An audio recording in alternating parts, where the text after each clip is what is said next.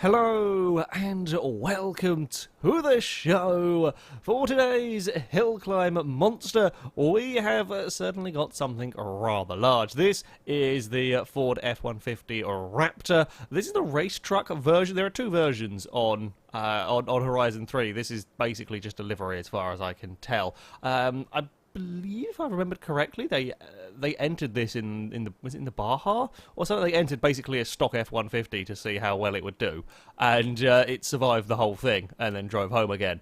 So it's a pretty damn tough truck, this one, and I'm hoping it might be relatively fast. Track record with sort of SUVs and so on in these series, they have tended to do well. Of course, this is going to be designed to deal with the bumps that the hill climb course can throw at it. I mean, look at that suspension. Engine-wise, I am actually curious as to what we can... Okay, so we can put in... So we have the standard engine, or we can put in the 5.8-litre supercharged engine. I believe it's the Shelby GT500 engine.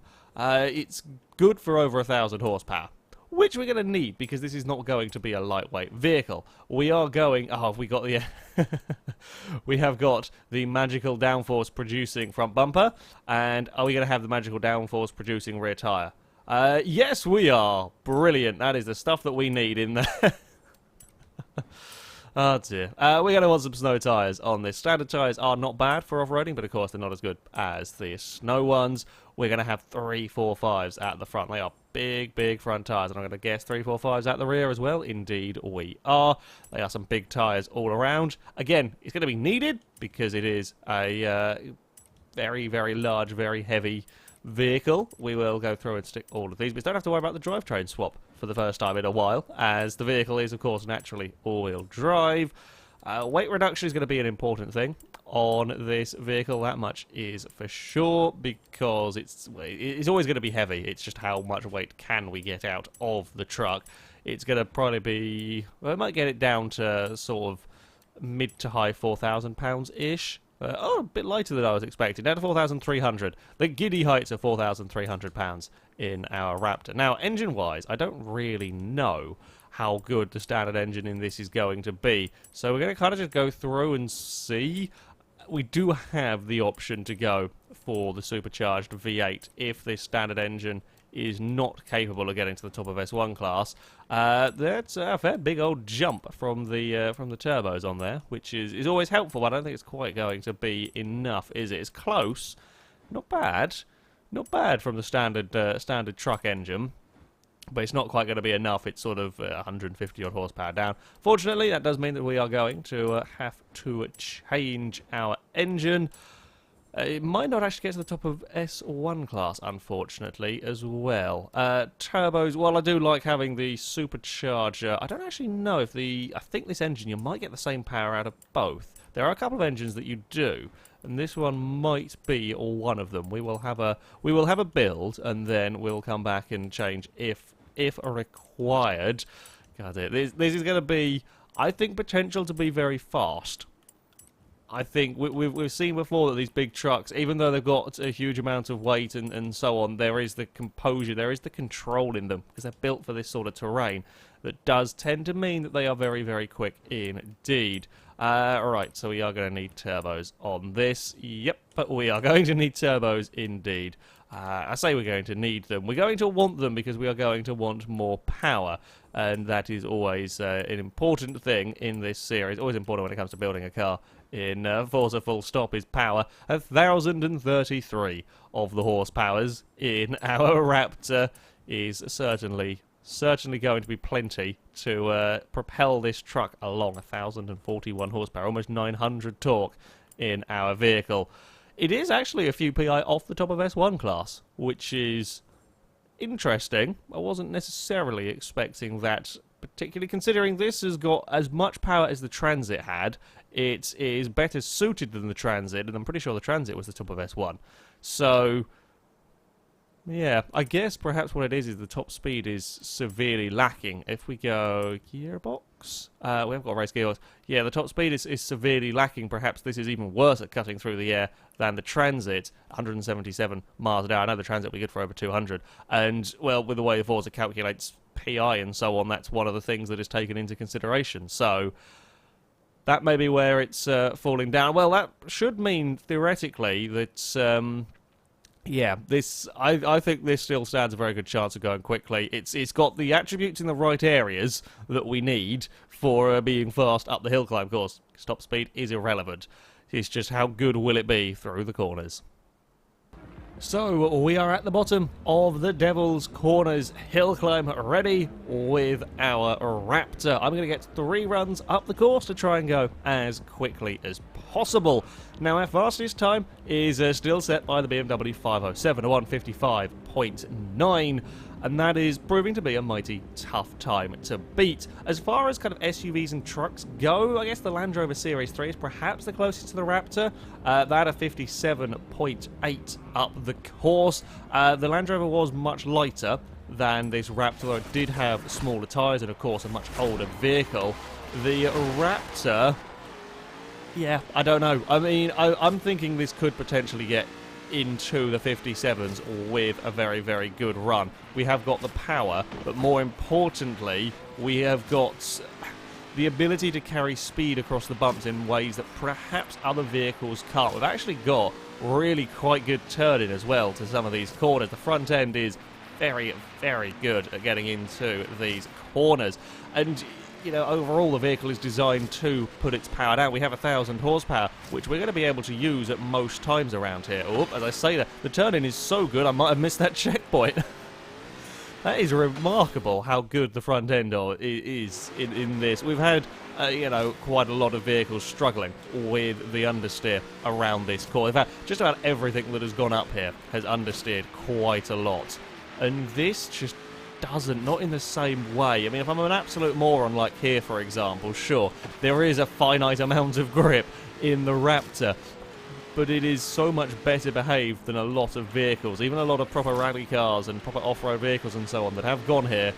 This is, yeah, very, very good. It's whether the power-to-weight ratio, the difficulties in overcoming such a huge amount of weight, even with all this power, is going to be possible. Things like the BMW that lead the table had 800 horsepower and weighed a fraction of the weight of this Raptor, probably half almost the weight of the Raptor. Things like the Alfa Romeo that went out last time, yeah, might not quite have had as much power as that BMW, but it weighed less than 2,000 pounds. It's yeah, whether this can overcome that sort of thing to really challenge the top of the table, I don't know, but I do think that we will probably see a surprisingly quick time from this. It's actually really good off the icy straight there, and then we should have no issues on the landing of the jump there. Get it slowed down for the penultimate corner. I am very impressed with the driving of this truck. Oh, there's a little bit of oversteer around that final turn. Yeah, we missed a checkpoint, and of course the time is kind of fairly irrelevant in all of that, but the speed at which you can take the corners with the Raptor is, yeah, very, very impressive.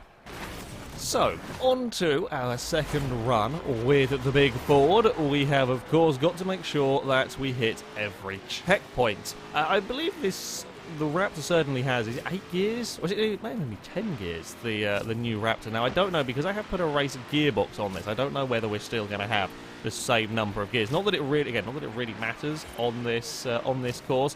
Because we're only going to probably be using up to, well, maybe 5th and 6th, if it does go up any higher. I know if you do drivetrain swaps on cars, I believe when you then have a different gearbox or whatever, then they'll still be, or they'll only have 6 gears. But I don't know if you swap the gearbox but have the drivetrain as standard, quite what that does. I think that just gives you adjustable gear ratios more than anything. But yeah, it's not really going to be a factor in this sort of driving, in this sort of course. They are very, very short gear ratios that we have going on here. Now, we did have small issues for a little while with the Alfa Romeo until I kind of figured out the way to drive it with short gear ratios, in that was giving us a lot of wheel spin in the Alfa. Now, we're not going to have the same issue with the Raptor because there's a lot of weight keeping the car down and a lot of traction from these huge, huge tyres, so we're not really having any oversteer issues whatsoever, even with the relatively short gear ratio. It just means I've got to change gear a lot around this course. Where we should be good is out of these slower corners, where things like the Alfa Romeo and BMW are struggling for grip. This has got plenty. Although then where we're not quite so good is, for example, here, where the little lightweight cars are very quick through the corners. This not quite so much, although I do feel like we can actually get off the icy straight about as well as, I mean, yeah, that's about as well as a lot of the fast cars even getting off at that sort of speed. It's the slightly more technical stuff perhaps towards the end of the lap here. We're not quite as able to carry the speed. We're up towards the wall. It's into the 57s already. It has not quite gone quicker than that Land Rover Series 3. It's very, very close. That's pretty damn fast up this course. Well, this is it, the final run for our Raptor. We need about 1/10 of a second to beat the Land Rover. At 3/10 of a second, we'll see this propelled into the top 10. Not quite going to challenge the very top of the leaderboard. I think in the end, the acceleration of the likes of the Alfa Romeo and the BMW is just too much for the Raptor to keep up. It will make up sometime with its traction out of the corners, but yeah, when they have such brutal acceleration as they did, the Raptor is just not quite able. Although, having said that, you never know what sort of speed you might be able to find on a final run here. I just don't know if it's ever really going to be enough. It feels good through these corners. I think we're perhaps not able to quite carry. If it was to be able to make up enough time to challenge the Alfa and so on, we'd have to be able to carry a lot more quarter speed, I think, with this, because we are losing maybe 10 miles an hour, 15 miles an hour down these relatively short straights. It's 113 this time around. I think a little bit better from me there. Oh, don't think I want it to quite go up into fourth just yet. Around that corner. Yeah, it's decent acceleration. It's 100 mile an hour across the jump. Again, bearing in mind the huge amount of vehicle that we are throwing around the course. That is not too shabby whatsoever. We are doing, I think, a little bit better on this run. Come on, get it turned in to that hairpin. There's a lot of weight to then try and drag up this hill, even if we do have the traction. Now, if we can get it right here, if we can get it right, we turned in nice and early. That's more like it. We can keep it flat out through there, which is good. We can brush the ice, doesn't really mind. The Raptor is going to be able to get away with that one. I really like the way this car gets off the icy straight. That is so much nicer than the vehicles that have gone before there. It's so composed across the bumps as well. That's where the Alfa Romeo lost a heap of time, I think, on its final run. It got thrown out so much on those bumps. Landing of that final jump. Oh, it's a low 57. We got some time in that one. It's another car into 57. 57-2 is a very, very crowded part of this table. 3 cars have managed it, and the Raptor is going to go into 7th place on our leaderboard. I thought it might be quick. That is a hell of a good time from this Ford. It will go faster than a Lancia Stratos. It beats the 2 Italian cars. It's a 10th, in fact, it's exactly a 10th of a second quicker up here than the Lamborghini Countach, a couple of tenths faster than the Doncavort. But it does lose out to the Lamborghini Falcon, but not by very much. Not by very much at all. The Pontiac GTO, the Volvo 242 Turbo, that AMC Pacer, and so on. It's still a very, very good time. It's massively close at the top of the table here, and for the Ford to go so very close, it's 25 PI down on the top of the class. Admittedly, I think most of that is lacking because of its straight line speed, so that doesn't come into effect around this course. What the Ford is good at, acceleration out of the corners. It's got lots and lots of traction.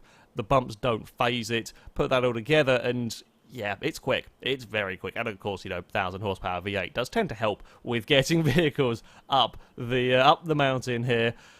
Yeah, that's surprising just how good it is to drive as well. I think that's perhaps the biggest thing. It is a really very, very nice vehicle to throw at this mountain course, and you can carry a fair bit of quarter speed to be able to go that quickly. You have to.